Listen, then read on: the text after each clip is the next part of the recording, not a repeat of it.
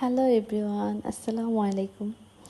যে যেখান থেকে আমার ভিডিওটি দেখছেন, আশা করি সবাই ভালো আছেন। আলহামদুলিল্লাহ, আমরাও ভালো আছি।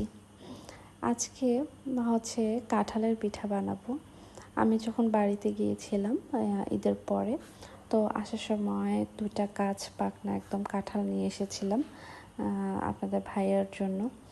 আপনাদের ভাইয়ের জন্য কেন বললাম, কারণ আমি কাঁঠাল খাই না।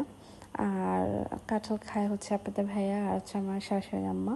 তো উনি যেহেতু আপাতত নেই, একটু বাড়িতে গেছে কয়েকদিনের জন্য, তো কে খাবে, সেও ছিলে আপনাদের ভাইয়াই খাবে। তো এই জন্য নিয়ে আসছিলাম। তো সে যতটুকু পেরেছে খেয়েছে, বাকি যে কাঁঠালগুলো রয়ে গেছে সেগুলো দিয়ে আজকে পিঠা বানাচ্ছি। আর এই যে দেখেন, আমার হেল্পিং হ্যান্ড আমার ছেলে, সে আমাকে সব কাজে সাহায্য করে।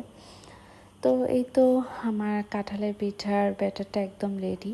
আসলে আমি কাঁঠাল খাই না, মানে একদমই খাই না, কখনোই খাই না। তবে কাঁঠালের পিঠাটা আমার বেশ ভালো লাগে সব সময়। আমি প্রতি বছরই কাঁঠাল যেরকম খাই না, সেরকম পিঠা কিন্তু আমি অবশ্যই খাই। যতবার পারি বা ভালো লাগে আমি বানিয়ে কিন্তু খাই। ছোটোবেলা থেকে আসলে আমার কাঁঠাল খেতে ভালো লাগে না, বা আমি কাঁঠালটা খেতে পারি না কেন জানি না। তো সেই জায়গা থেকে আমি কাঁঠালের পিঠাটা ভীষণ পছন্দ করি। তো এই দেখেন, আমি একটা একটা করে তেলে দিয়ে দিলাম। আর পিঠাগুলা মাশাল্লাহ কি ফুলে উঠেছে। পিঠাগুলা দেখতেও বেশ সুন্দর লাগছে, অনেক লোভনীয় লাগছে। তো এদিকে আমি একটু ওলট পালট করে দিলাম পিঠাগুলো, যাতে এক পিঠ হয়েছে আরেক পিঠটাও ভালো করে হয়েছে। আর এই যে এখানে হয়ে গেছে, আমি এক এক করে পিঠাগুলো তুলে নিয়েছি। অনেকগুলা বেশ পিঠা হয়েছে, বেশ অনেকগুলোই পিঠা হয়েছে। আর পিঠাগুলো না অনেক মজা হয়েছে, দেখতে যেমন সুন্দর হয়েছে, খেতেও কিন্তু দারুণ হয়েছে। এই যে একটা পিঠা আমি আপনাদেরকে ভেঙে দেখাচ্ছি, ভিতরে একদম সফট ছিল, উপরে একদম মচমচা হয়েছিল।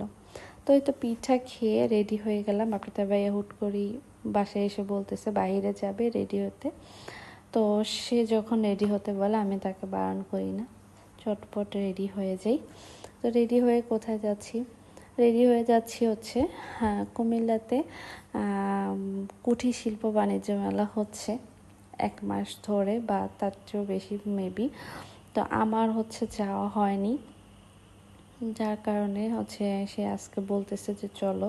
এখানে আপনাদের ভাইয়া টিকিট কেটে নিয়েছে। আর এই তো মেলার রাস্তাটা, মেলার ভিতরে ঢুকছি আমরা। ফাইনালি মেলা চলে এসেছি।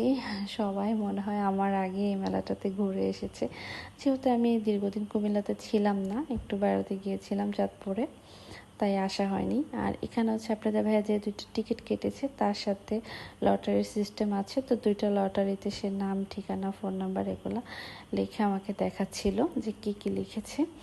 তো তারপরে সে সাজিদকে দিচ্ছিল, মানে ছেলেকে দিচ্ছিল যেন লটারিগুলা এই বক্সের মধ্যে ফেলে। তো সাজিদ তো বুঝতে পারছিল না, তো তার বাবা তাকে হাত দিয়ে মানে বক্সে লটারিগুলা ফেলতে বলছিল। না, এখানে এই যে টাওয়ারটা দাঁড়িয়ে দাঁড়িয়ে দেখছি যেটা কিভাবে সাজিয়েছে। আসলে দেখার মতো তেমন কিছুই ছিল না মেলায়। আমার মনে হয় না দেখার মতো কিছু আছে। যাই হোক, তারপর বলবেন যে কেন গিয়েছি। গিয়েছি মানে ঘুরতে গিয়েছি এক কথায়। আর তবে এখানে যে স্টেজ শোটা হচ্ছিল, ওনার গানগুলো আমার বেশ ভালো লেগেছে, খুবই সুন্দর হয়েছে। ওনার কণ্ঠটা অনেক বেশি সুন্দর ছিল। আর উনি যে 2টা গানে গেয়েছে, 2টাই আমার খুব পছন্দ। আর এখানে দেখেন, গান শুনে বাবা ছেলে নাচ করছে। তো বেশিক্ষণ ধৈর্য ধরে দেখতে পারলাম কই। আপনাদের ভাইয়া আমাকে টানাটানি করে সে সার্কাস দেখবে, সে আমাকে নিয়ে গেছে সার্কাসের কাছে। তো 150 টাকা দিয়ে, 300 টাকা দিয়ে আর কি 2টা টিকিট কিনেছি। টিকিট কিনে ঢুকে পড়লাম সার্কাসে, কিন্তু ঢুকে তো পুরা হতাশ, একদমই হতাশ। যাই হোক, সার্কাস নিয়ে আর কিছু না বলি, কারণ এটা আমাদের একটা ঐতিহ্য। বাট ওনারা যে সার্কাস দেখিয়েছে, আমি আসলেই হতাশ। তো বের হয়ে কয়েকটা স্টল ঢুকে মানে ঘুরেছি। আর সাজিদের জন্য হালকা পাতলা কিছু কেনাকাটা করেছি, বাট আমি নিজে কিছু কিনিনি। ও না, সরি, আমি 2টা হাতের রিং কিনেছি। তো ভিডিওটি এ পর্যন্তই শেষ করছি। সবাই ভালো থাকবেন, সুস্থ থাকবেন। আল্লাহ হাফিজ।